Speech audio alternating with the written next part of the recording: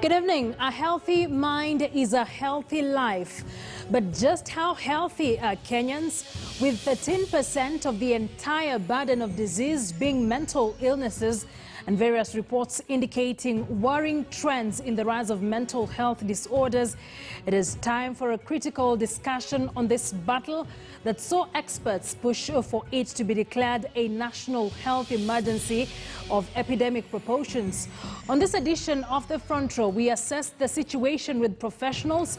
We hear personal stories from persons who've had this experience and how they are coping, especially amidst this pandemic. And we also critically look at the recommendations of the National Mental Health Task Force that are meant to inform strategies and policies around the management of mental health in the country. I am your host, Akisa Wandera, and to be part of this important conversation, send in your questions or comments by logging into slido.com, enter event code as #TheFrontRow. We're also available on Twitter at KTNNewsKE, at Akisa Wandera. Kindly use the hashtag #TheFrontRow, and of course we will continue to deliberate on this critical issue. Let's take a look at who's helping us in this discussion on this edition of the Front Row. Dr. Shiba Atieno Okumu is a clinical psychologist with over 10 years counseling practice to date. She has a PhD in clinical psychology from the Daystar University and an ongoing PhD in counseling psychology at the Kenyatta University. Dr. Shiba is director of the Nyanyenga Safe Homes and is an associate therapist at Oasis Africa Counseling and volunteers in counseling at Kenyatta National Hospital. She's also a volunteer counselor with UNDP and Untitled Chapter. Dr. Shiba offers guidance and counseling in various schools and children's homes and does part-time lecturing in various universities in the country. She's a member of the Kenya Professional Counselors and Kenya Psychologists Association. Thank you very much, Dr. Shiba Okumu, for joining us here on the Front Row. We also have Dr. Susan Gitau, who's a lecturer and chairperson of the Counseling Psychology Department at the Africa Nazarene University. She's a professional mediator, a trauma expert, and a mindful self-compassion trainer.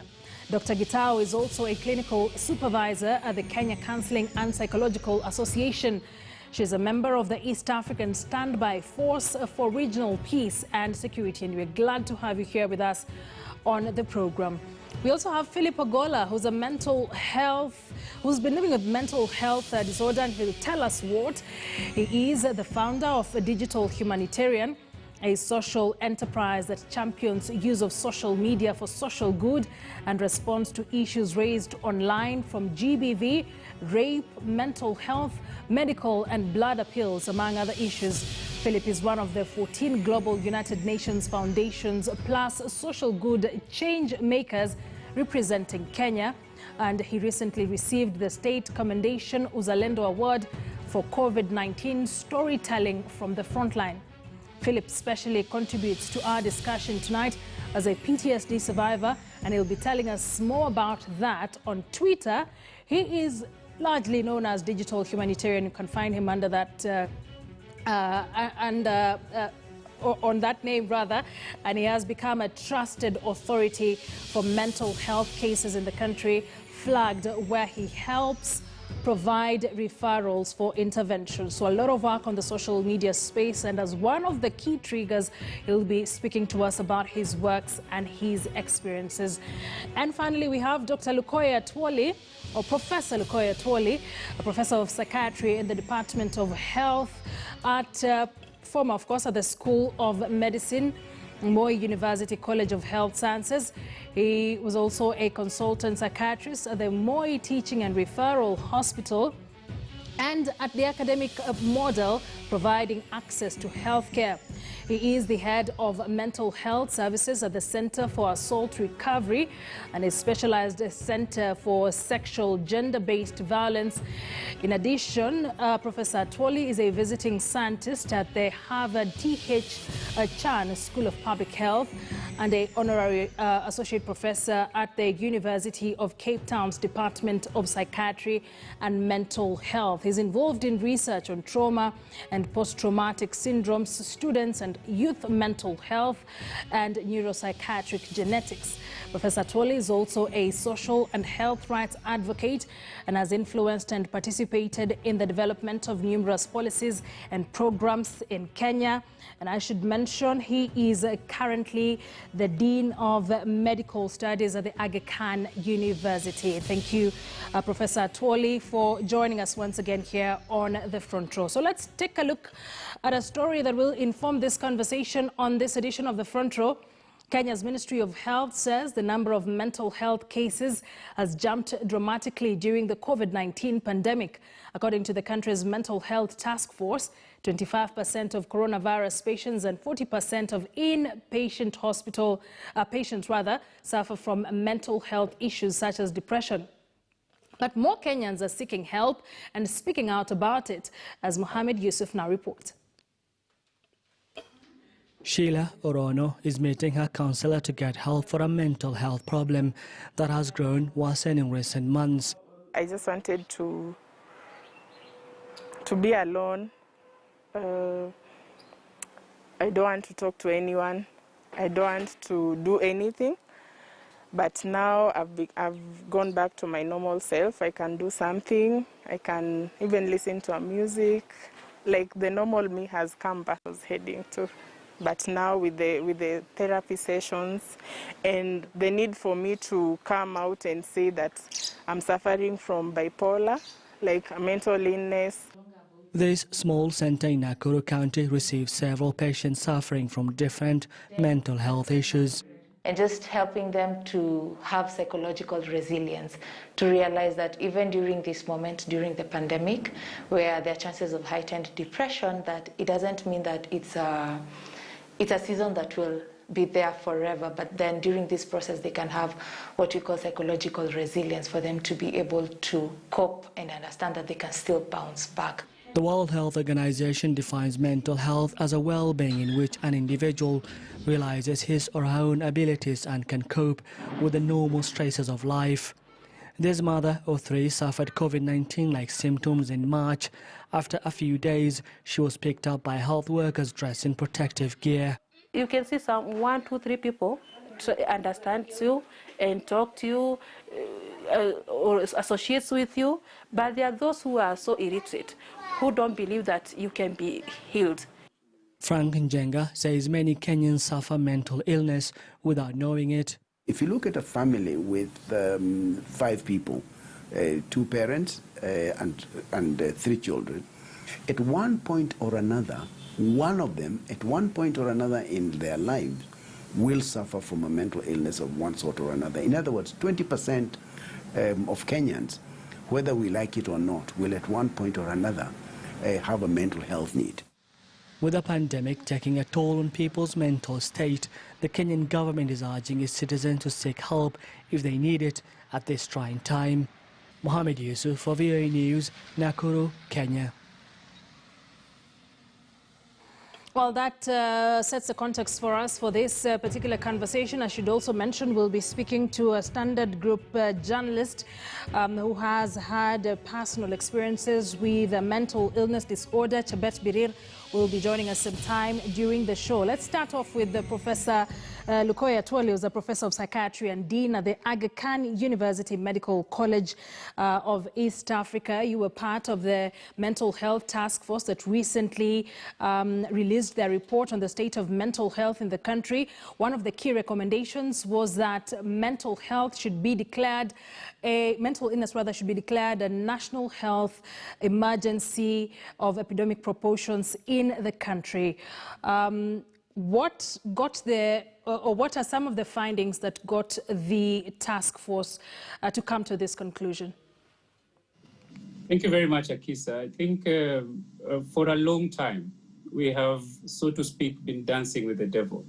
We've had problems, and multiple studies that have been done in multiple areas in this country have demonstrated the high prevalence and rising prevalence of mental ill health across the country. Studies have shown that between 15 to 25% of people who are randomly interviewed have had episodes of depression in their lifetime. Studies have shown that up to 40% of some populations have an anxiety disorder or other. We are getting multiple reports of harmful alcohol use and other harmful substance use across the country. And suicide.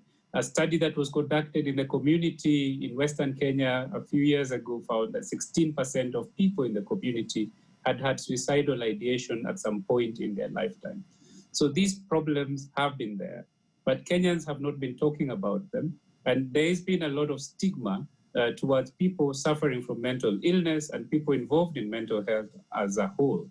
And this has stifled conversation. It has hidden the problem the way we hide people with mental illness in our own homes and resulted in us being blind to this problem.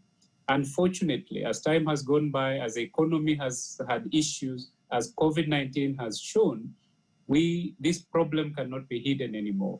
And it is affecting all sectors of our economy. It's affecting everyone across the country. And I dare say it is affecting many of the decisions that we are making at the level of leadership. It's affecting many of the decisions we are making at family level, and the consequences will be for a long time. Looking at all this evidence, we asked ourselves, if this was a problem affecting people physically, a problem that if you were walking around, everybody could see it on your face, wouldn't we have already declared this an emergency, perhaps even of the level of an epidemic that requires concerted national intervention? And having asked ourselves that question, and knowing the consequences of all these issues around mental ill health, we recommended the declaration of a national emergency of epidemic proportions in order that resources be allocated, in order that national conversations be initiated, and in order that all policies that are being made have considerations as to their effect on mental health and how they could help to alleviate this problem that is rising and is huge in this country. So this is what informed our decision to recommend the declaration of mental illness as a national emergency of epidemic proportions. This means that government must plan on how to deal with it. Government must come up with policies and programs and plans that are very specific to deal with many of the issues that are identified in the report of the task force. Dr. Shiba Kumo, as a psychologist and a clinical psychologist, and we're getting a lot of reports of a worrying trend, and especially now compounded by the pandemic, COVID-19 pandemic. From where you sit, what's your assessment? What are the trends like? Are you receiving more cases, for instance? Yeah, of late, quite a number of cases have risen up, especially depression, anxiety, post-traumatic stress disorder is becoming more and more rampant, substance abuse, and also the mental illnesses induced by substance abuse. They are becoming more and more, and even the suicide cases have risen up of late, and this is we attribute it to the COVID-19, and the whole thing is that it was not just the pandemic, but the conditions that were put in place to care for the COVID-19 is what has worsened the situation, and you will find that such things like the way people now bury their dead, the social distancing, the isolation has caused a lot of anxiety, has caused a lot of depression, is causing a lot of post-traumatic stress disorder, and many other mental illnesses that are increasing on a daily basis. For example, when we heard of the school closures, it came at a time when the students, the learners had just gotten back to school. The parents were settled, and then all of a sudden you are told the schools have closed when you have already actually sorted out your children and they are to come back to stay with you. It has added a real burden to the learners themselves, to the children themselves, and to the parents themselves.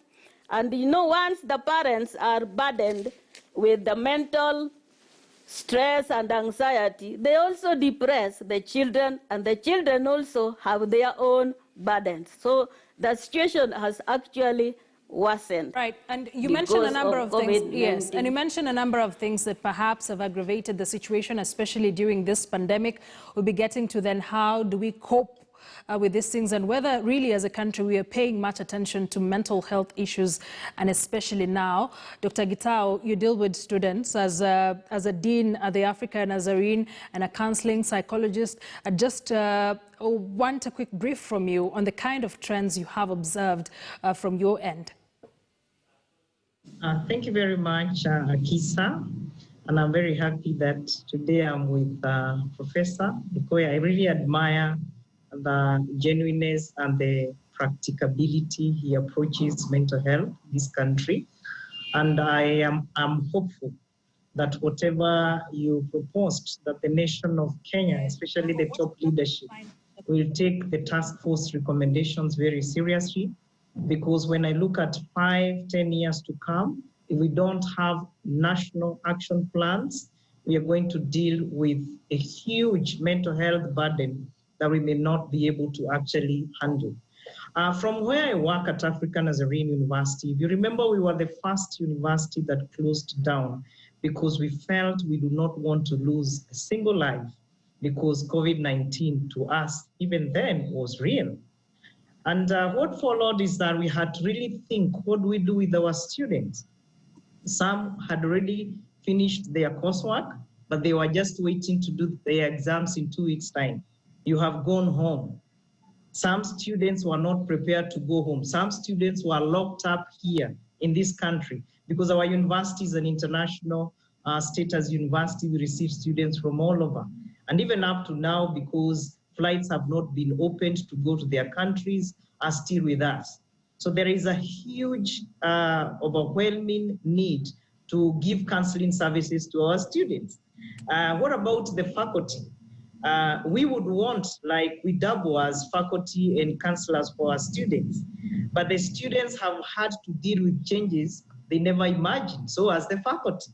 And I believe any university in Kenya that is still offering education, it's online, pure, and probably you have never done it before. So it has been learning what to do on the job together with your students. And what I have seen is rising cases of anxiety. And very sad to say so. We have had cases of people who are expectant, they have lost their pregnancy. We have cases of people who are the students, because we do have mature students, especially in my department of counseling psychology, who are telling me we are having issues in the family because it's everybody who is experiencing this anxiety. But I really admire what we are trying to do at Africa Nazarene University. Having full-time professional counselors address the issues of the students is very important. Yet I want to tell you, for now, we are having more students seeking services than they were doing before. So where are we?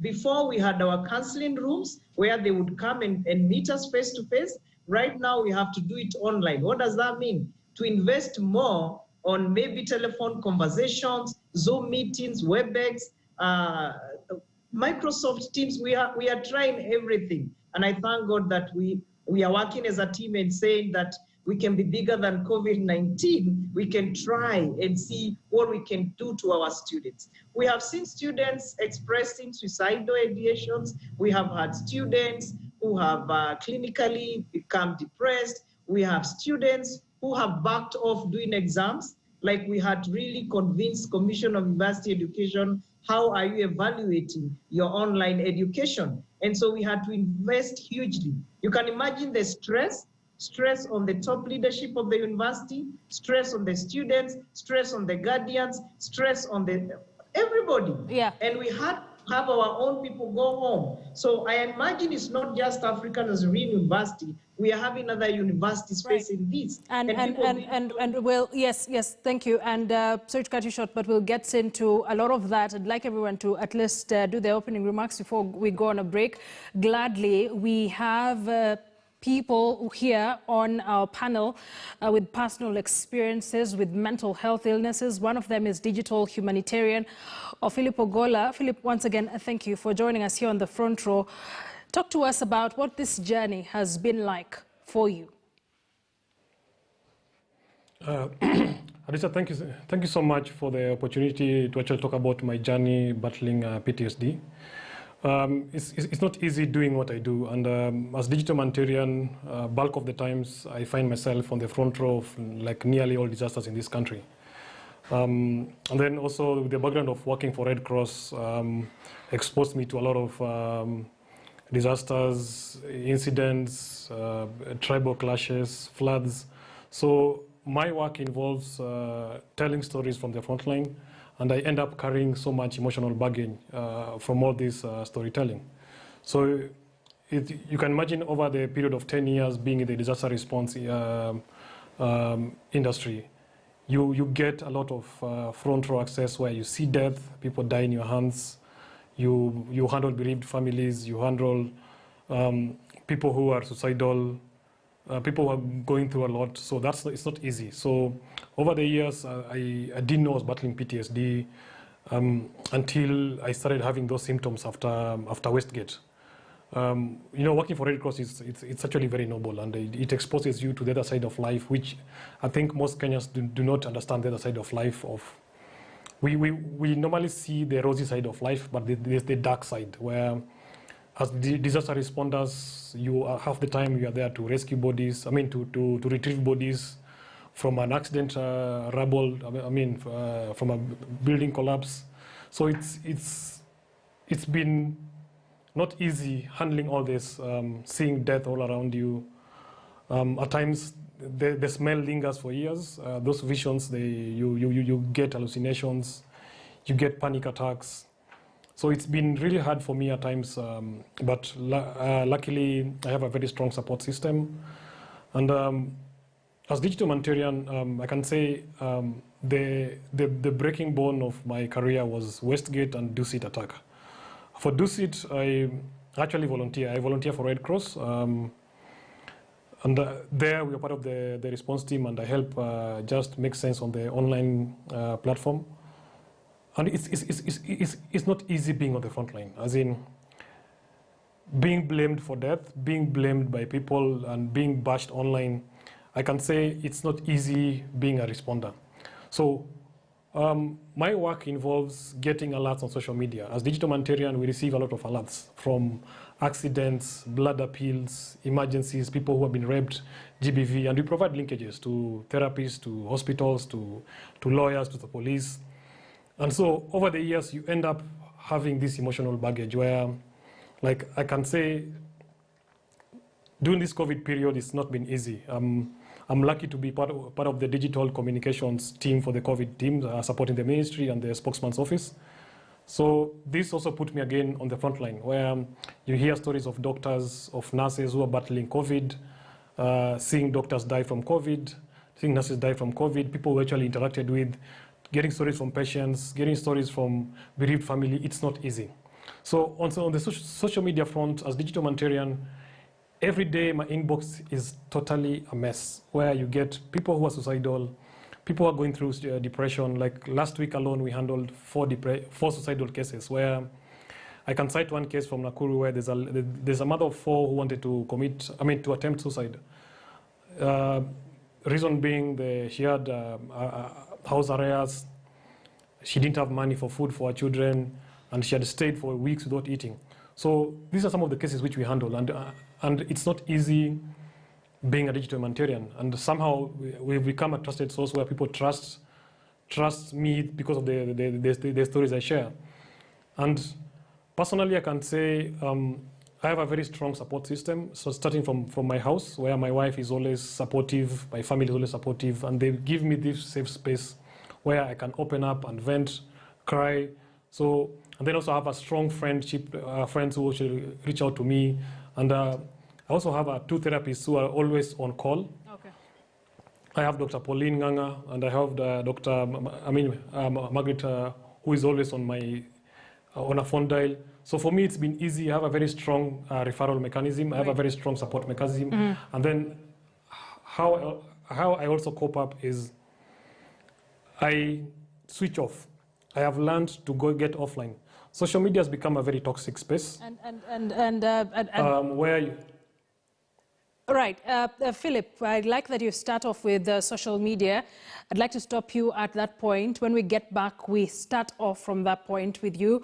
I'd like us to quickly take a short break. When we get back, at what point then do you know you need to seek help? What are some of these recommendations that have been fronted by the task force? Even as we continue to look at the state of mental health in Kenya, are we doing enough? This and more. Remember, you can be part of this conversation. Log on to slido.com. The event code is #TheFrontRow, as well as Twitter at Akisa Wandera at KTN News K.